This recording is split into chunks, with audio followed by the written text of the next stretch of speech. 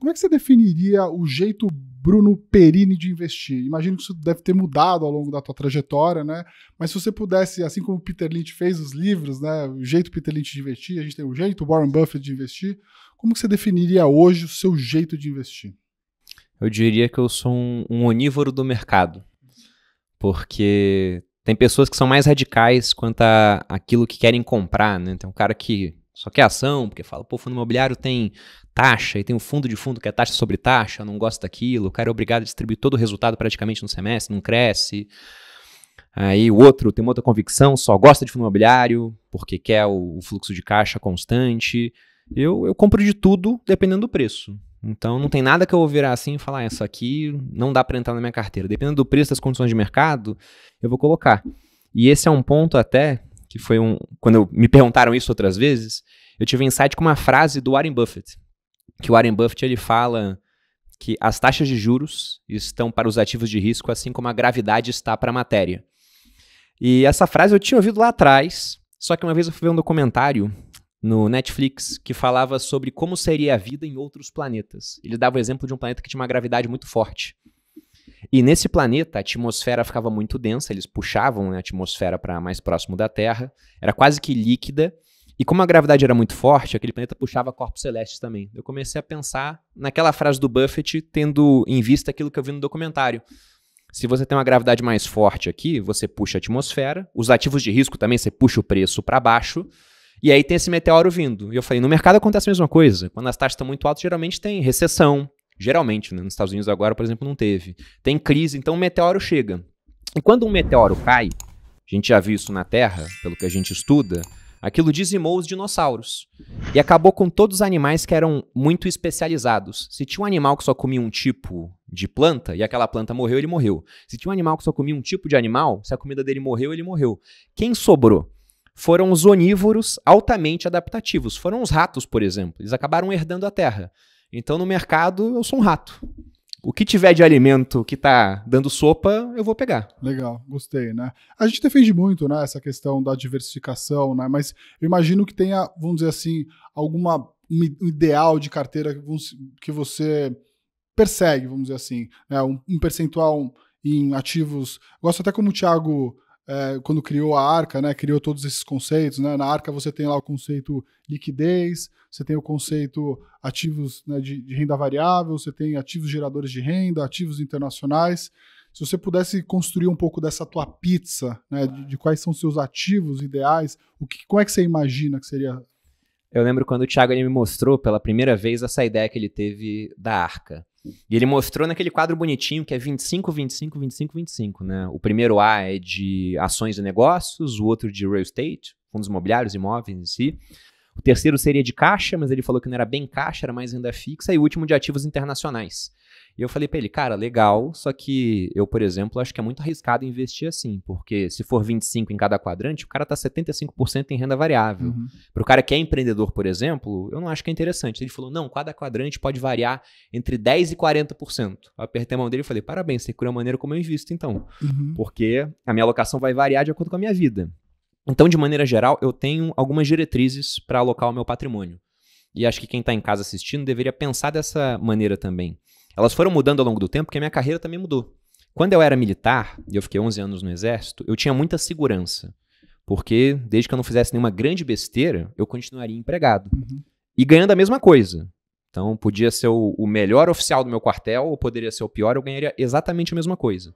Então, como eu não tinha risco, eu tinha fechado a porta da pobreza, mas também no curto prazo da riqueza, eu estava estável, eu falei, já que eu tenho muita estabilidade aqui, eu vou procurar mais risco no mercado.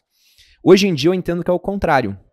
Hoje eu já tenho muito mais instabilidade na parte dos investimentos e na minha carreira eu tenho, aliás, mais estabilidade em investimento e instabilidade na carreira.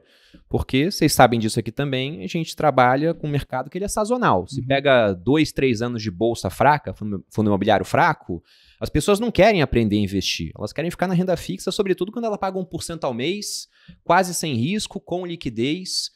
Então eu penso da seguinte forma, se o Brasil continuar na trajetória que ele está, e eu já vi alguns gestores falando que o Brasil é um país nota 6. Eu falo que para mim não, o Brasil ele é um país nota 4, mas quando ele pega a recuperação, ele estuda, aí tira 8. E aí no ano seguinte, todo mundo fala, agora o Brasil vai. Aí ele volta a usar drogas e volta a tirar 4. Ele fica nesse ciclo 8-4 o tempo todo. É uma excelente analogia. Então, se o Brasil continuar nessa trajetória, eu acho que o meu negócio ele vai dar muito certo.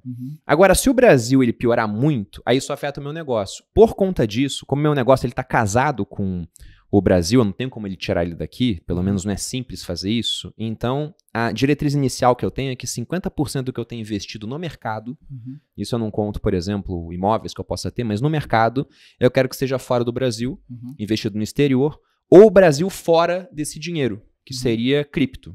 Porque o Bitcoin ele não está em local nenhum, ele está na blockchain. E aí, se eu posso transferir para alguém que está na Austrália, ele continua na blockchain. Para alguém que está na Itália, a mesma coisa. Então 50% fica fora. Do dinheiro que fica no Brasil, hoje eu tenho uma alocação maior em renda fixa, por conta da questão da empresa, que é mais volátil.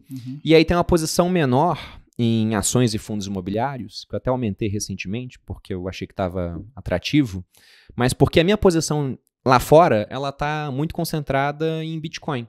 E aí, como eu já vou ter muita volatilidade por conta do Bitcoin, eu enxergo que eu não preciso de mais volatilidade vindo de ações e fundos imobiliários, eu prefiro ter mais renda fixa. Então, de maneira geral, desses 50 que ficam no Brasil, eu diria que eu estou uns 60 em renda fixa, aí os outros 40... eu tenho acho que uns 20 em fundo imobiliário e uns 20 em ações. É mais ou menos parecido. Legal. Uma boa dispersão, né? E, assim, se você pudesse dizer, assim, pro pessoal lá, assim, você falou assim, eu gosto muito de olhar preço e ver oportunidade, né? Se você pudesse listar hoje o que você imagina que são as 3 classes de ativos ou ativos em si que você vê como grandes oportunidades, né? Aqueles que você, recebendo lá o teu prolabore ou dividendo do Grupo Prima esse mês... tirando as suas despesas, é aquele primeiro dinheiro que você fala assim, puta, eu vou privilegiar essa classe de ativo, porque eu acho que essa classe de ativo agora está oferecendo uma boa simetria de risco-retorno. Sim. É importante falar que isso que eu falei agora é o princípio da alocação. Sim. Mas, por exemplo, nesse momento, eu estou muito mais alocado em Bitcoin do que seria o normal na minha vida e daquilo que eu penso como algo para se manter ao longo do tempo. E isso acontece porque eu acho que dentro daquilo que eu olho com o meu dinheiro para comprar, é o que a gente tem de mais assimétrico dentro dos próximos 1 ano e meio. Então, eu coço a mão toda vez que eu recebo algum dinheiro pensando, tá, eu vou alocar isso aqui aonde? É em Bitcoin, que eu já tenho muito, ou vai ser em outra classe de ativo? Então, eu sempre olharia para o Bitcoin primeiro. Porque esse ano tem 3 grandes fatores que eu acho que vão ser responsáveis por levar os preços para cima, mais do que a gente viu no ano passado, onde subiu 130%. A gente teve o lançamento dos ETFs, que era uma incógnita até pouco tempo, mas foram lançados 11 em janeiro.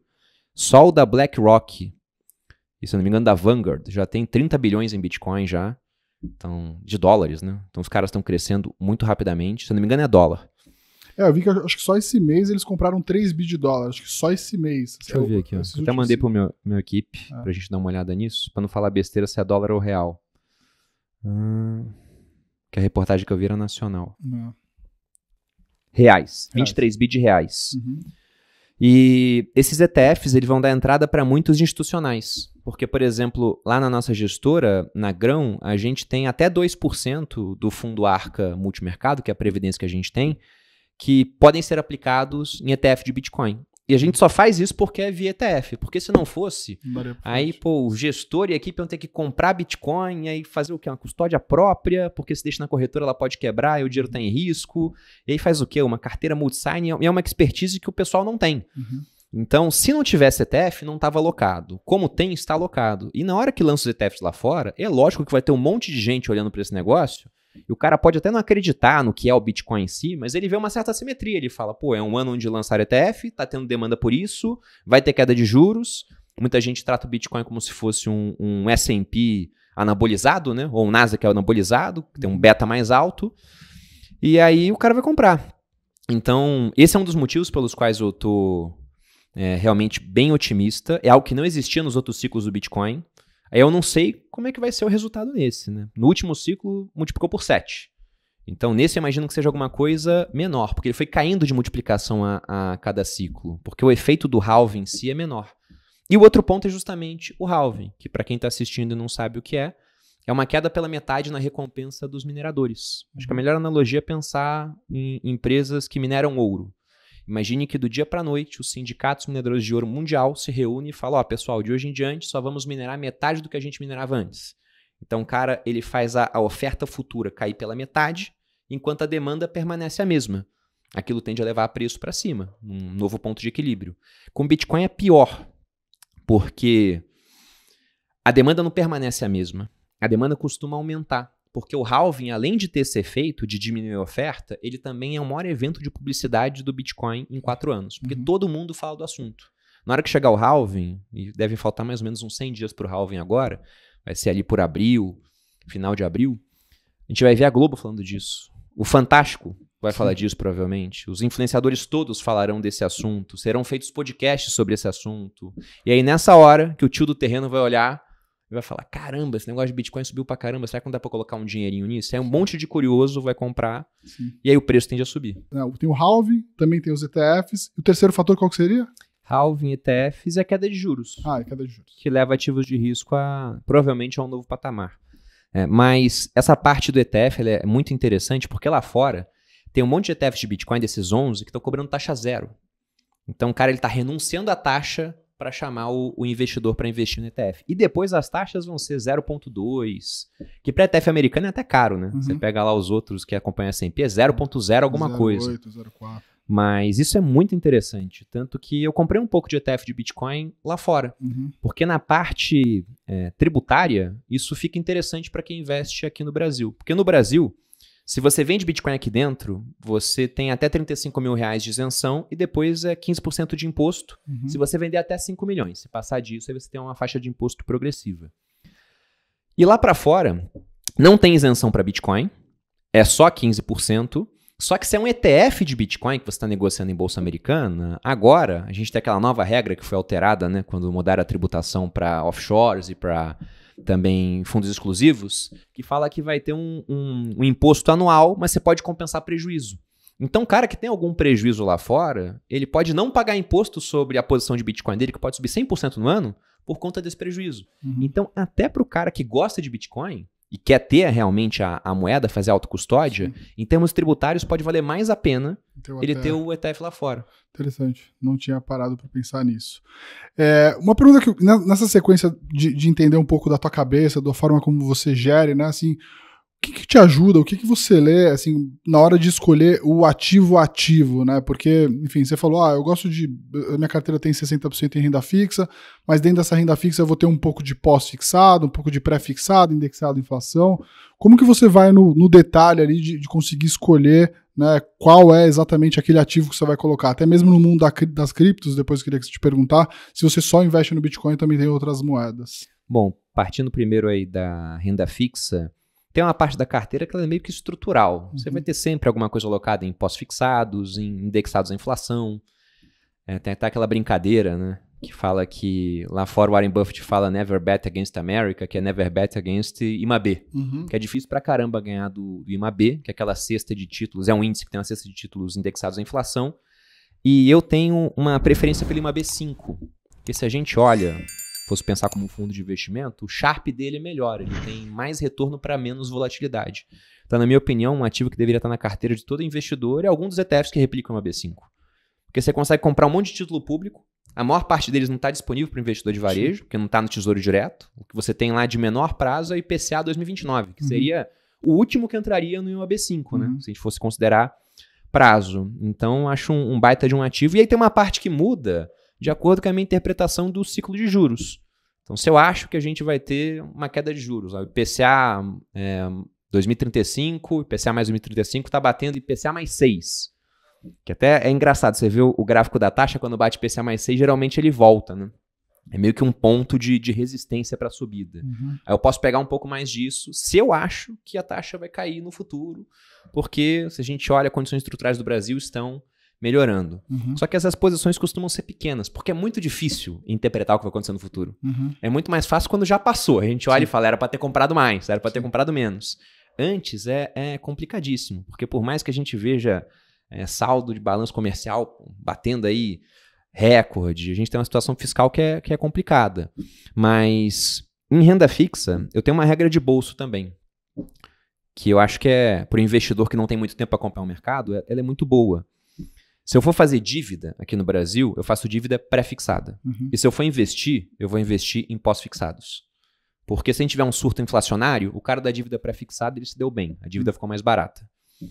E se tiver um surto inflacionário, o cara que está no pós-fixado, que acompanha a Selic, ou que está no IPCA+, ele acaba tendo uma certa reposição. Então, eu vou ter sempre muito pouco pré-fixado na minha carteira. Exceto nesses pontos onde o pré-fixado bateu um patamar muito alto. Sim. E aí fica difícil imaginar que a taxa vai continuar subindo. Você é um cara muito convicto em relação ao Bitcoin, né? Eu vejo você falar sobre Bitcoin já há muitos anos. Além do Bitcoin, você acredita em algumas outras moedas ou você vai com 80%, 90% da carteira já no Bitcoin?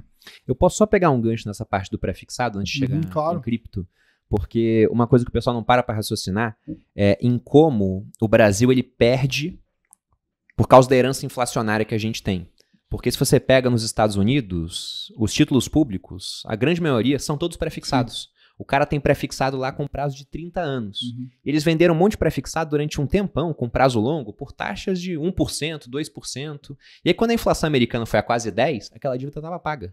Então até ajuda o país a se financiar a juros baixos e que ficaram de graça no final das contas, por um certo período. Aqui no Brasil, você pega no Tesouro Direto, por exemplo, o pré-fixado que não distribui juros semestrais, o prazo máximo é 2029. Então, é um pré-fixado de curto prazo ainda. Porque é difícil ter alguém em sã consciência que vai comprar um pré-fixado que vai vencer em 2045 aqui no nosso país.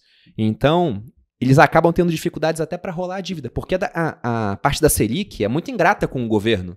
Porque a hora que a inflação sobe, a Selic sobe também para conter a inflação. Então a dívida está ficando mais cara. Então uma vantagem que os americanos têm por não terem tido hiperinflação. Enquanto aqui no Brasil a gente teve, antes do Plano Real, era o caos. Você pega, se eu não me engano, de 64 a 94, foram 40 anos seguidos de inflação de no mínimo 2 dígitos. Às vezes 3, e se pega os anos 80, às vezes 4 dígitos. Agora, entrando em cripto, eu tenho muito mais convicção no Bitcoin. Lá atrás eu era mais de diversificar. E aí o tempo me mostrou que eu estava fazendo besteira. Porque se você pega, geralmente o que acontece é que em certos períodos do ciclo, as altcoins, que são essas moedas alternativas, elas sobem muito mais do que o Bitcoin. E aí depois disso, que elas já subiram bastante, aí vem outra classe que o pessoal chama de meme coins, que são moedas sem pé nem cabeça, entendeu? É só shitcoins. São shitcoins no final. Qualquer um pode criar uma moeda dessa, e o pessoal muito criativo nos nomes, né? Harry Potter, Obama, não sei o que, Shiba Inu. E aí o cara lista aquele negócio sobe 1000% em coisa de um dia, só que depois também cai e desaparece. Então, ao longo do tempo, é raro encontrar uma moeda que ela conseguiu se valorizar contra o Bitcoin, no final das contas.